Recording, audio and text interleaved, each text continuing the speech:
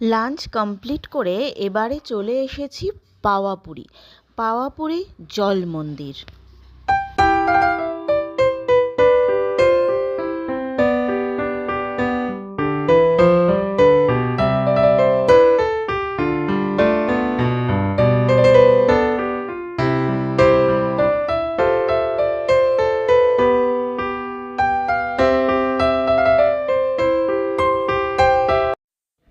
এখন যেহেতু শীতকাল, তাই এই পুরো লেকটাই কিন্তু ফাঁকা, কিন্তু শীতের পরিযায়ী পাখি ভর্তি। কিন্তু বছরের অন্যান্য সময় এই লেকটা ভরে থাকে লাল পদ্মে। এবারে আমরা চলে এসেছি পাওয়াপুরীর জল মন্দিরে। মহাবীর মুক্তি লাভের পর এই স্থানেই তাকে সমাধিস্থ করা হয়েছিল। এটা একটা লাল পদ্মের পুকুর এবং ঠিক পুকুরের মাঝখানে সাদা মার্বেলের তার সমাধি ক্ষেত্র।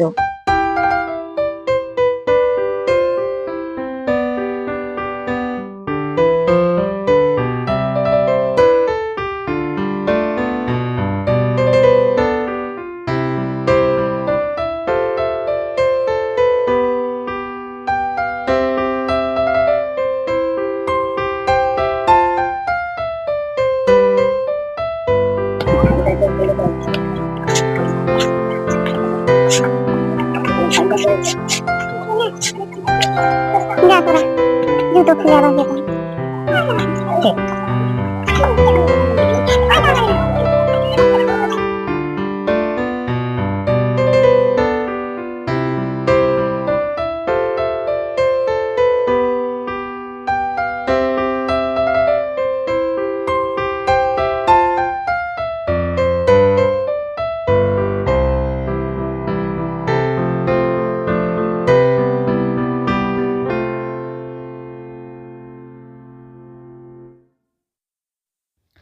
পাওয়াপুরি জল মন্দির থেকে বেরিয়েই ঠিক একদম ওর এক্স্যাক্ট রাস্তার উল্টো দিকেই একটা অসম্ভব সুন্দর মন্দির চোখে পড়ল। তোমাদের সাথেও শেয়ার করে নিচ্ছি। এটা বেসিক্যালি একটি জৈন মন্দির, কিন্তু অসম্ভব তার কারুকার্য, খুব সুন্দর দেখতে।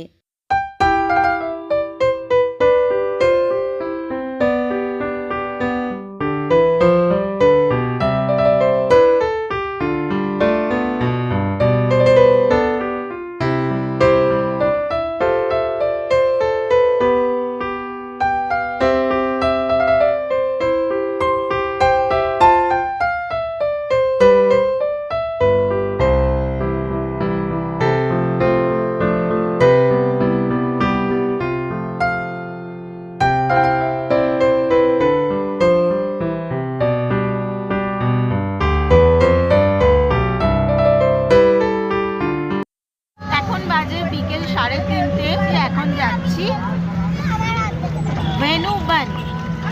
এটা একটা বেসিক্যালি একটা পার্ক, কিন্তু বেশ সবাই বলছে যে এটা ভালো খুব সুন্দর সাজানো গোছানো। সেই জন্য আমরা আগে জানতাম না এটা সম্পর্কে। তো এরপর সবার মুখে শুনে আমাদের যে হোটেলে যে ম্যানেজার, তিনিও বললেন যে এটা ভালো লাগবে, বিকেলবেলা আপনারা ঘুরে আসতে পারেন। তো সেই জন্য আমরা এখন ওখানেই যাচ্ছি। আর একটু হাতে টাইম নিয়ে যেতে বলছে সবাই, কারণ ওটাই নাকি অনেকটা বড় পার্ক, আর দেখতে বাবা আর ঘুরতে ভালো লাগবে। তো চলো দেখা যাক ভেনুবন।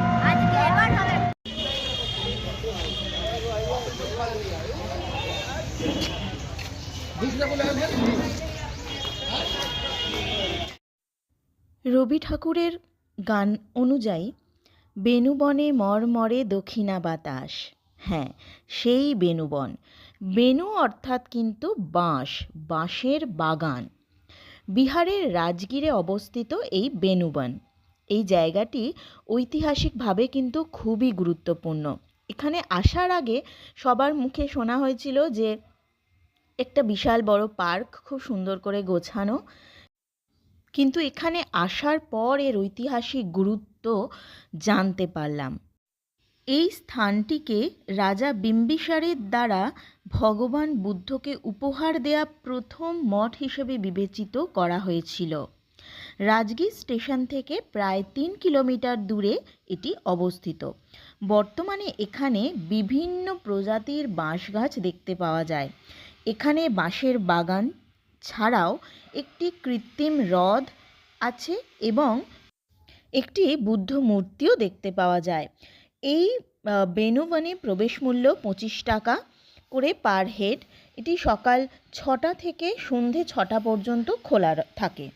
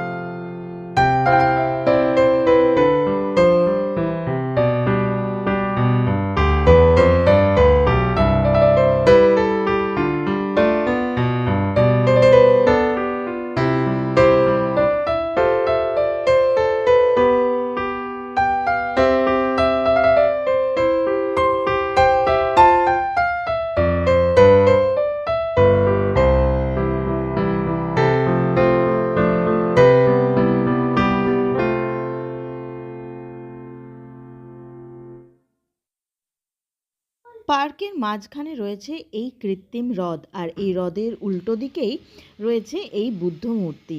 খুব সুন্দরভাবে কিন্তু সাজানো এই পার্কটি। সবাই এখানে দেখছি কেউ এক্সারসাইজ করছে, কেউ ইভিনিং ওয়াক করছে। যেহেতু আমরা বিকেলে এসেছি, আর তোমরা দেখতেই পাচ্ছ যে কত ধরনের বাঁশ গাছ। ভিডিওয়ে যতটা সম্ভব তোমাদের সাথে শেয়ার করার চেষ্টা করছি, তোমরাও দেখলে বুঝতে পারবে কত রকমের বাঁশের প্রজাতি রয়েছে এখানে।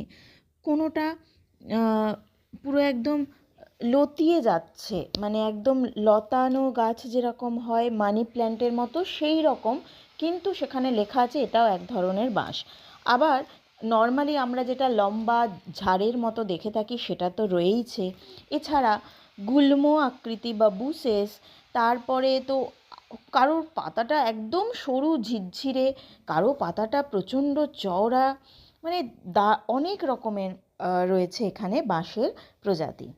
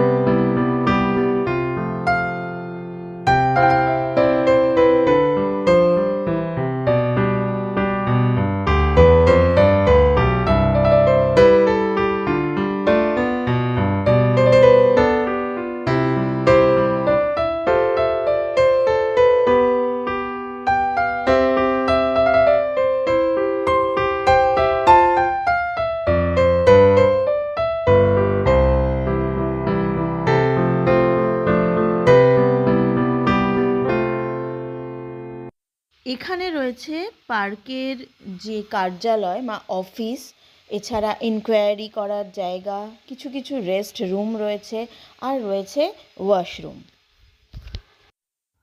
আমরা যেহেতু শীতকালে এসেছি, তো পার্কে কিন্তু প্রচুর স্কুল থেকে বাচ্চারা এসেছে দল বেঁধে। সমস্ত যেমন আমরা কলকাতা থাকলে শীতে ভিক্টোরিয়া, চিড়িয়াখানা, সায়েন্স সিটি ঘুরতে যাই, এখানেও কিন্তু ফ্যামিলি নিয়েও প্রচুর লোকজন এসেছে, আর স্কুল কলেজ থেকেও অনেকজন মিলে দল বেঁধে কিন্তু এখানে ঘুরতে এসেছে।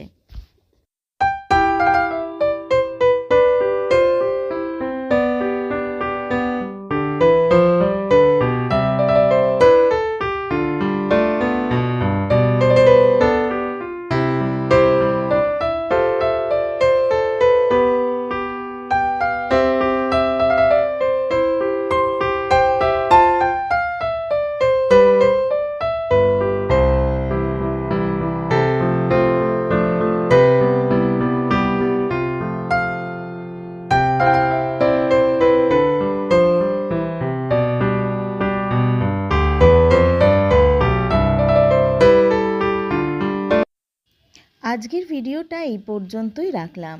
আজকে সারা দিন প্রচুর ঘোরাঘুরি হলো।